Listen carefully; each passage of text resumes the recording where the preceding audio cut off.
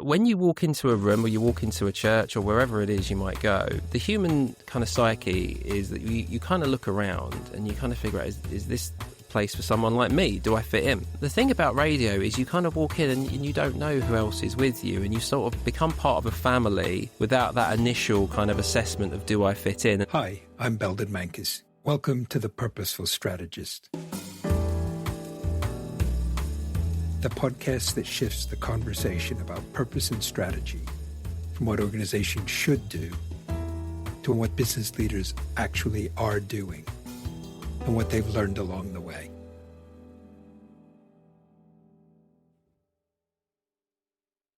My guest today is Kevin Bennett, Chief Executive Officer of Premier Christian Media, one of the UK's leading faith-based media organizations spanning radio, digital platforms, print, and events. Since becoming CEO, Kevin has been guiding Premier through a new phase of strategic development, expanding its digital presence and growing its on-demand content.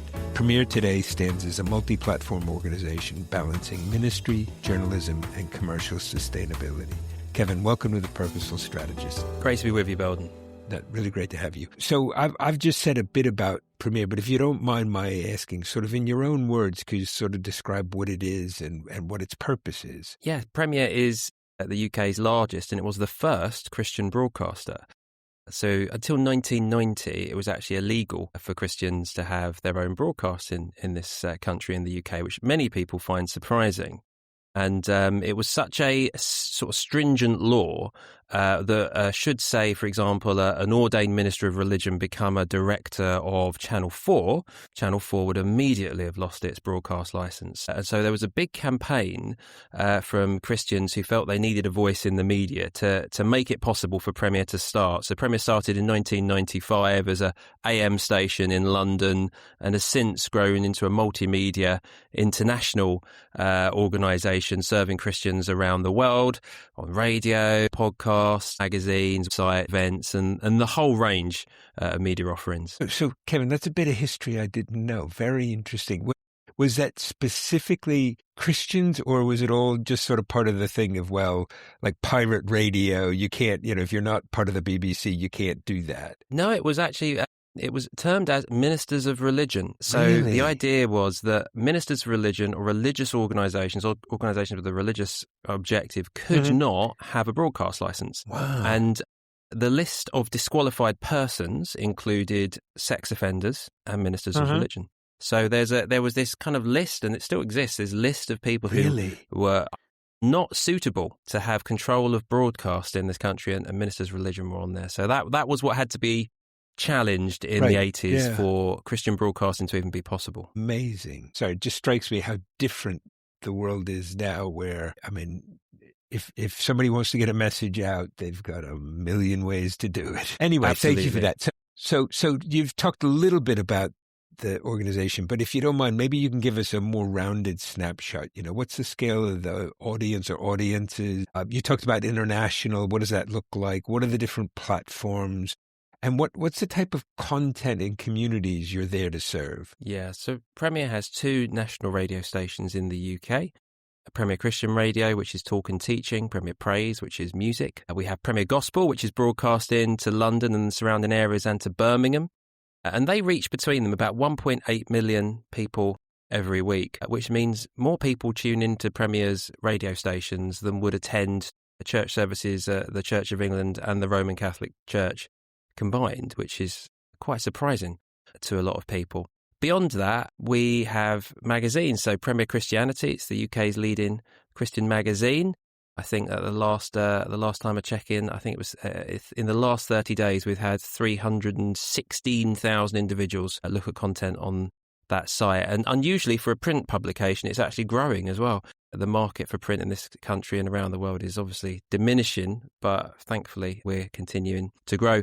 We have about 22 different podcasts we publish, and they get about 7 million downloads every year. And over half of those downloads are from outside of the UK, and we get people sending in their questions and comments from Malaysia, the Philippines, Australia, New Zealand, Nigeria, South Africa, Colombia. I mean, the list just goes on. And that's been one of the big differences over the last few decades, in that what started as something bounded by transmitters in the London area now reaches millions of people around the world, and it's completely unbounded now. So that's great. That's a great blessing, but there's also lots of challenges as well. So Premier's become a fully kind of multimedia ministry which serves Christians and people interested in the Christian faith with a variety of different pieces of content. But what we say is our purpose is in all of that is to help people have an encounter with God. And that might be for the first time, or it might be for the millionth time. Maybe a phrase that might be more familiar to people not of faith is the idea of having a transcendent moment. So those moments when you realise there's something more than yourself in the world, and we provide that opportunity for people to take a step back and to lift their eyes and to experience something a little bit more profound. So I want to probe a bit on that in a minute, but you mentioned magazines and you said most are declining. But kind of curious, what's the distribution for the magazine? Is it subscription? Is it available on the newsstand? How does that work? It used to be widely available at Christian bookshops, but the bookshop industry has obviously similarly had its challenges. So yeah, it's a subscriber magazine. It has about 10,000 people that receive it on a monthly basis in print through the door. But I contrast that with the 300,000+ people who access it in a variety of ways online. So whilst print is still important and those readers are wonderful, it's interesting just to see how many more people are now being reached digitally through the magazine. Yeah. So just to come back to this idea of transcendent moments, which I really think is just such a great kind of statement of purpose. It's clear, it's inspiring. How do you know you're winning? How do you know it's working?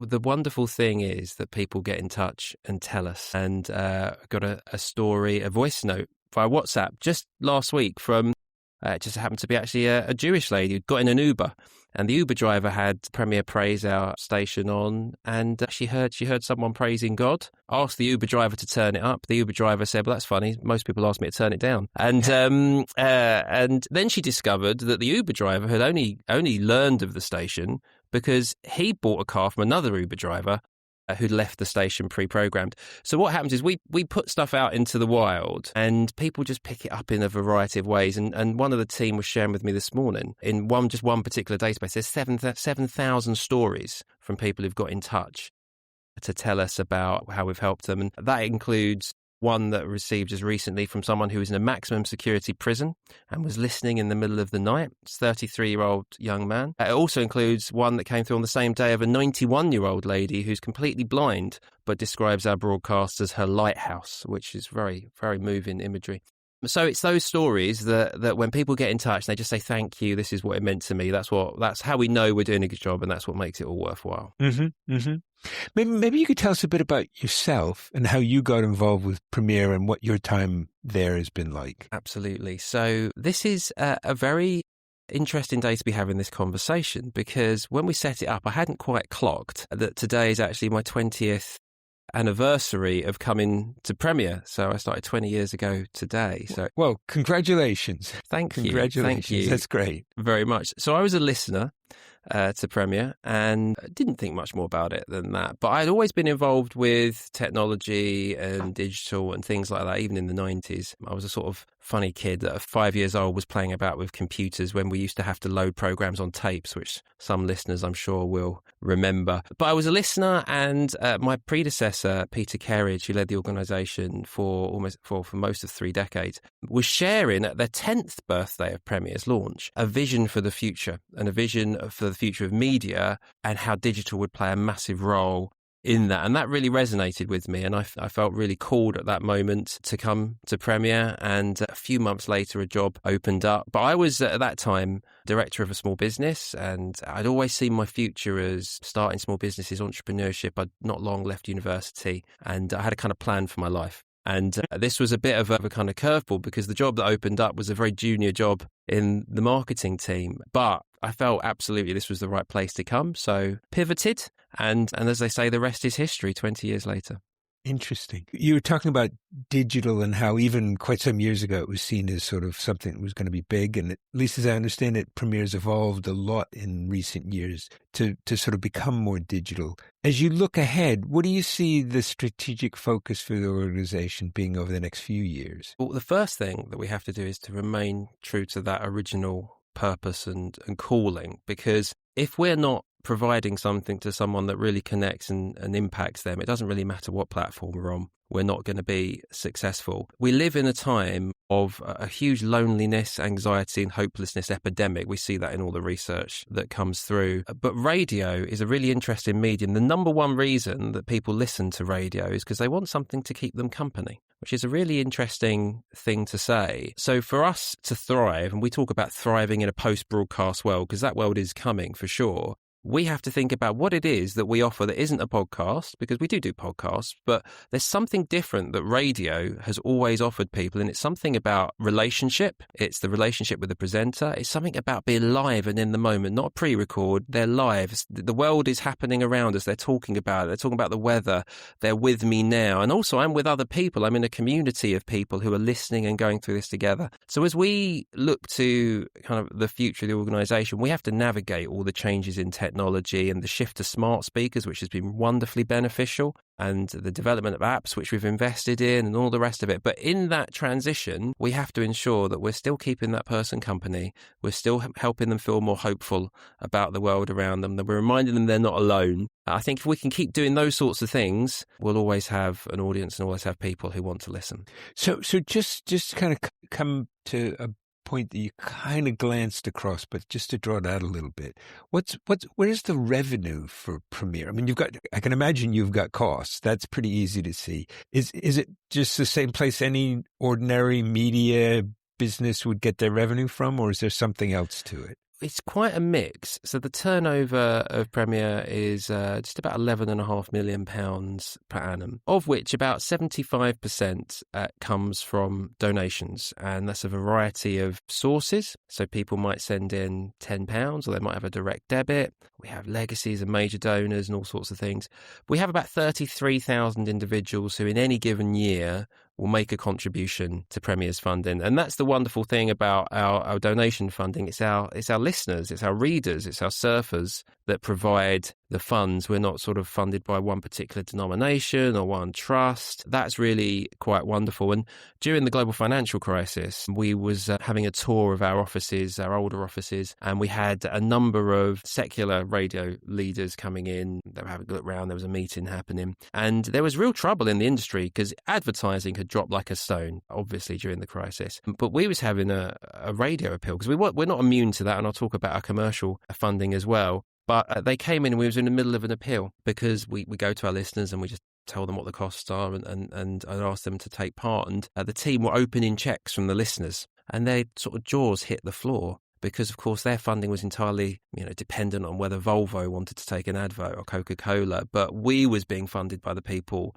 that listened to us. And that's always been a great strength of Premier because those listeners have stood with us through things like the pandemic and the global financial crisis. But we also have advertising. So we have the rest of our income is made up of commercial advertising, magazine subscriptions, people who buy space on our radio stations. And so it's a very spread basket of funding for different types of fundraising, different types of commercial endeavour, and altogether, by the grace of God, we managed to pay the bills. And I understand you've fairly recently got new studios, or am I misunderstanding the situation? No. So we've just moved into brand new studios. We had a bit of a challenge. We had our old studio complex. The landlord sold it. They didn't want to be a landlord anymore. They wanted to dispose of the building. We had an abortive property project, which we'd spent some years working on, which came to nothing in the end. So we had a real kind of wilderness experience really from the start of the pandemic until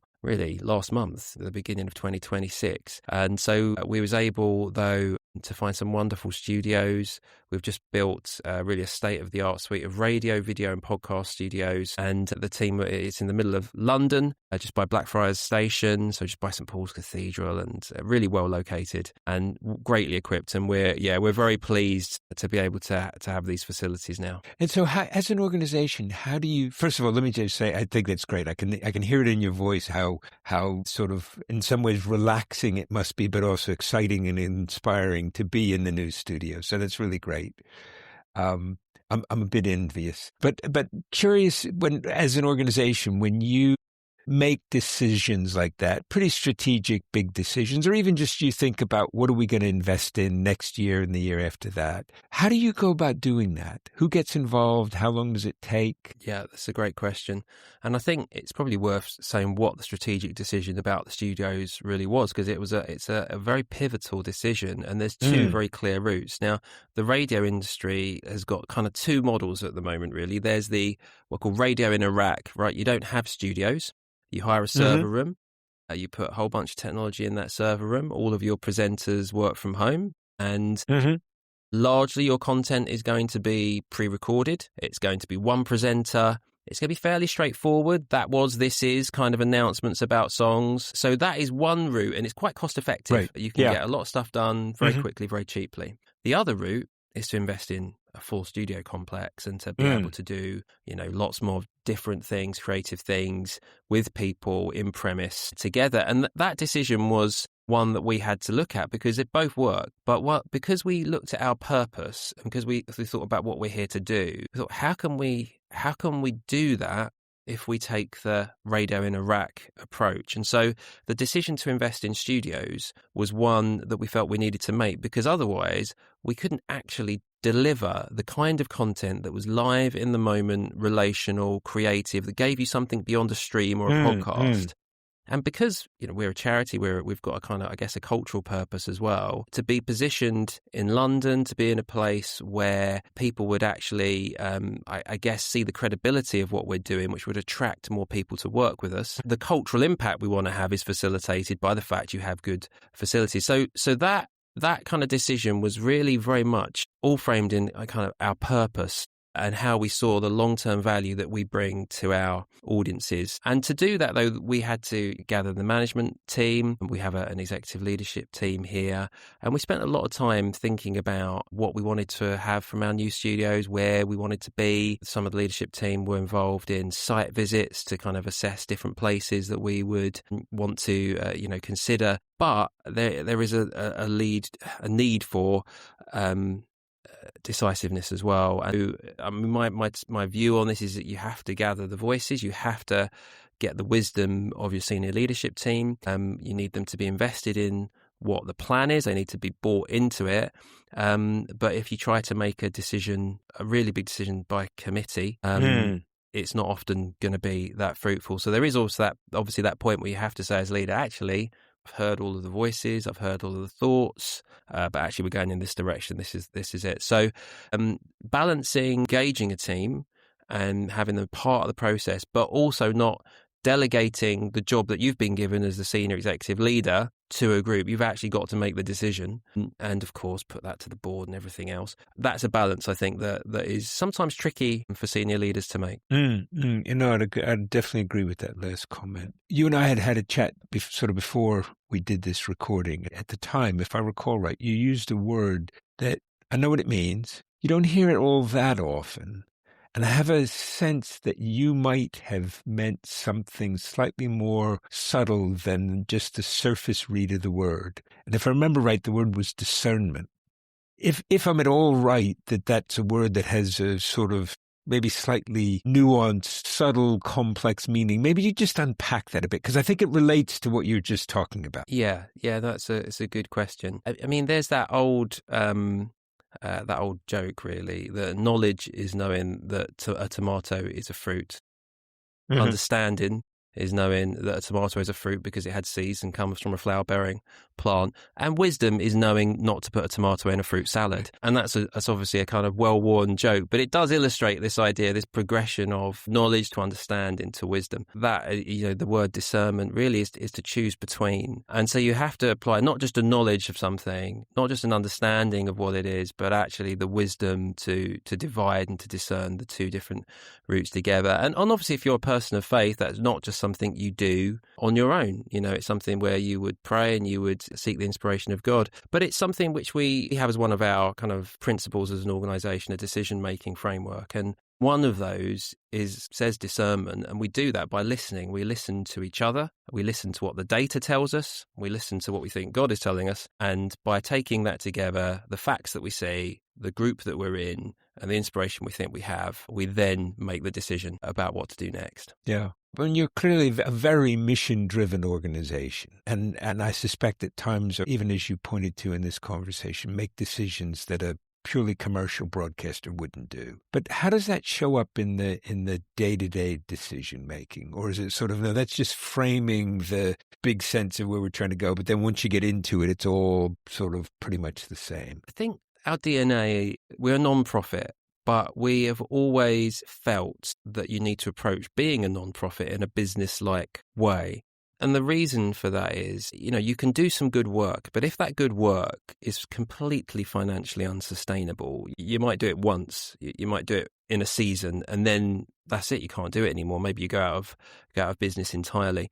We do believe that financial sustainability of the work that we do is really key, because otherwise you can't grow, you can't sustain. However, that doesn't mean that the pounds or the dollars are the be-all of everything. And so when we're evaluating what we're doing, absolutely, we are thinking about not just the cost, but we're also thinking about, okay, how many people is this really helping? Maybe it's not wonderfully financially, it's not the best thing we've ever done financially, but maybe 10,000 people are being helped by what we're doing. Okay, well, we're going to take that into consideration, because to us, that's a really, important business outcome. It isn't about making a surplus primarily. It's about enabling the objects of the organization in a financially sustainable way. And that slight subtle reordering of it's about enabling what we're trying to do in a financially sustainable way, rather than it's about making a profit or a surplus, subtly changes the decision-making framework. But I also do think, talking to someone who's a senior person in working across secular for-profit organisations, just reflecting on how much difference a business that has a purpose operates to a business that has no real purpose. The way it treats its staff is different. The way it treats its customers is different. The way it sets its objectives is different. And ultimately, to this person's view, would be more fruitful in the long term if they have a higher purpose than simply fill in the bank. Kevin, I couldn't agree more with you. I really couldn't. Absolutely. If you don't mind, I'm just a little bit dwelling in what you've just said there, because again, at one level, that's why I do this podcast. So where do you aim to get to with Premier? I mean, it sounds like serve more, and I assume sort of more deeply, more effectively, but is there a sense of, in 5 years we'd like to be? Yeah, we have some lofty ambitions, and we kind of believe in setting the targets high. So one of the things in our sort of stated ambitions as an organisation is to be the world's leading Christian media organisation. That might not necessarily be by the amount of money we've got in the bank or the revenue, but to lead in a variety of ways. Yes, audience is a part of that, but also the influence that we have. And that's been a real shift over the 20 years that I've been at Premier. The first shift was, well, we're going to stop being a London-based radio station and we're going to become a national broadcaster, and that happened in 2009. And I used to go around the country, and I'd go up to somewhere like Liverpool in the north of England, and let's say you're that London-based station, aren't you? And there was this real sense that we was pushing out from our historic homeland. But now that ambition has stretched to the fact that actually we know we've got thousands and millions of people consuming our content around the world, because it offers a slightly different perspective, and there's some uniqueness about what we offer, which particularly in North America has a lot of carriage. And so therefore our ambition is, it's quite significant. It is to grow the organisation internationally. It is to absolutely reach more people. And it is to manage the transition to a world where masts in fields aren't pumping out signals to radio sets. And that's the key. You've consistently described Premier as a Christian broadcasting media organization. without, and I'm sure you've dealt with this a lot longer than I have, but it does seem to me that like many religions, like many things, Christianity pretty quickly breaks up into subdivisions that often sort of don't get on so well. That's people, I guess. But I'm just curious, how do you think about being a Christian broadcasting organization rather than related to any particular denomination or? Yeah, it's a really good question. Sometimes, like any group, we don't conduct ourselves in the best way in terms of, how we get on with one another in terms of the different Christian groups. There's a slightly tongue-in-cheek old prayer that says, "Lord, please save me from your followers." Because sometimes in our humanness, we let division and all sorts of things creep in. And we see that, don't we, in across the world. So we position ourselves absolutely as a non-denominational Christian media organisation. Our audiences and our staff are Protestant, they are Roman Catholic, they are Pentecostal, they are Baptist, they are Methodist, they are Brethren, the list goes on and on. And that's one of the wonderful things about audio. When you walk into a room or you walk into a church or wherever it is you might go, the human kind of psyche is that you kind of look around and you kind of figure out, is this place for someone like me? Do I fit in? The thing about radio is you kind of walk in and you don't know who else is with you, and you sort of become part of a family without that initial kind of assessment of do I fit in. And one of my favourite memories from when I first started at Premier 20 years ago was going to an event, a large black majority church in East London, not too far from where I live, and one of our presenters was there, and this elderly white man came in and he bear hugged this much younger black presenter and just said, "I fall asleep with you every night." And it was a wonderful moment for me because it was that first step in realizing that one of the things that we can do as a media organization is bring people together. And so when we do events and we see Indian Christians and Chinese Christians and Iranian Christians and, like the whole range. So we try to focus on the things on which Christians agree. I was saying at an event just yesterday to celebrate the 60th anniversary of our magazine that it's so much easier in media to be black and white. It's so much easier to say, either I'm only going to publish things that are 100% in keeping with what I think, or you say anything goes, I don't really care, it doesn't really matter what people think, I just want the clicks, I'll publish it and that's fine, doesn't really matter. The hard thing in media and in life generally is to hold the tension in the middle, to say that actually there are things that we think are true and untrue, there are things that we think are helpful and harmful in life, I think that's true of everyone, but similarly, we can't just lock it down to something which only I agree with. And so sometimes people will say to me, "Oh, I read something in your magazine. I really didn't agree with it." And I'll say, "Yeah, me too." And people will say, well, why didn't you just stop it then? Well, because, if I only publish things I agree with, there'd be a very small readership of one. So holding that tension between wrapping our arms around the whole of the church, but trying to make sure that we stay true to what we see as a core understanding of the faith, that's what we try to do in order to have as big a tent as possible. Yeah. Just to draw a sort of parallel from that, I think into sort of the more commercial world, it does seem to me that chief executives and others often have to navigate that. There's some stuff we think is true. There's some stuff we believe in. There's some other things that we can allow divergent opinions. In fact, actually, we want to encourage that. I think, and you use the word tension. I think holding that tension is one of the most significant acts of leadership. Absolutely. I think the idea that it's that whole thing about having yes men around you, isn't it? That is, it's kind of, you're not going to get the best for your organization. And in fact, you'll probably head off a cliff because no one's going to point out the fact that that's actually what's happening until it's too late. So yeah, you've got to have people who challenge you around you. Yeah. Yeah. I want to change the sort of direction a little bit. A lot of people in the media industry, one might say in life more broadly, seem to be, I'll use the word freaking out about AI and kind of technology more generally. How are you thinking about all that? How do you see that? I mean, clearly going from masks to not broadcast is a big part of it, but where does AI fit into what you're doing? I would say we are pro AI in the sense that this is a wonderful technology of wonderful uses. And what we talk about is how do we be simultaneously pro technology and pro human, because that's important too. two. Again, we have to try and hold those two things together. So AI obviously poses significant threats to media, and a lot of, particularly copywriters and now artists are starting to kind of struggle, I guess, with the impact of that on the work that they're doing. In some cases, the AI is replacing work which is perhaps not of the kind of highest value. So, SEO, copywriting, things which are quite easy for a machine to generate. I think the question that we always have to ask ourselves is what is the human adding to the process? And one of the key things that a human can add to a process is empathy. And this is really important because a machine can simulate intelligence. And I almost prefer the term simulated intelligence rather than artificial, because it's a simulation. And it can simulate empathy, but it can never have human experience. So it can say, I know how you feel, but it doesn't know how you feel. For media, that's really important. So what is the humanity that comes through in the things that you create? And I would extend that.